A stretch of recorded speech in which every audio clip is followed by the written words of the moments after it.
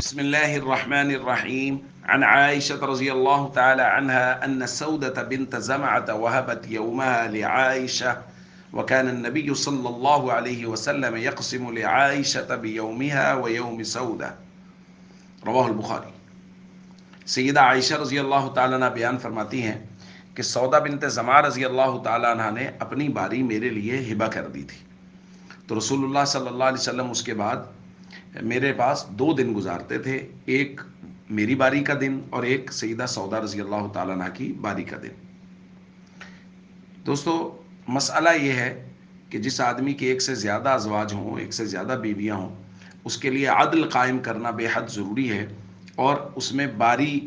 مقرر کرنا کہ کون سی رات کس کے پاس گزارے گا، یہ بہت ضروری ہے۔ چونکہ نبی کریم صلی اللہ علیہ وسلم کو سیدہ عائشہ رضی اللہ تعالیٰ عنہ سے غیر معمولی محبت تھی، اور اس محبت کا سب کو پتہ تھا، اس لیے جب سیدہ سودا رضی اللہ تعالیٰ عنہ کی عمر زیادہ ہو گئی تو انہوں نے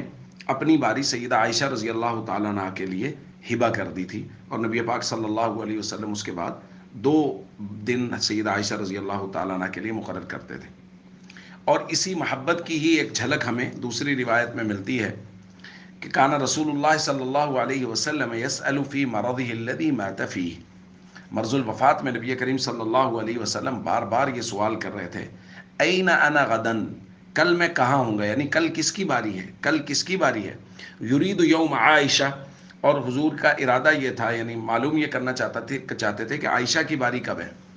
تو ظاہر ازواج مطہرات کو پتہ تھا کہ نبی پاک صلی اللہ علیہ وسلم سیدہ عائشہ رضی اللہ تعالیٰ عنہ سے بہت زیادہ محبت کرتے ہیں، اس لیے انہوں نے اجازت دے دی کہ یا رسول اللہ، آپ جس کے یہاں چاہیں جا کے مستقل آپ رہ سکتے ہیں، ہماری طرف سے اجازت ہے۔ تو نبی پاک صلی اللہ علیہ وسلم سیدہ عائشہ رضی اللہ تعالیٰ عنہ کے پاس چلے گئے، اور نبی پاک صلی اللہ علیہ وسلم کی وفات بھی انہی کے یہاں ہوئی۔ دوستو،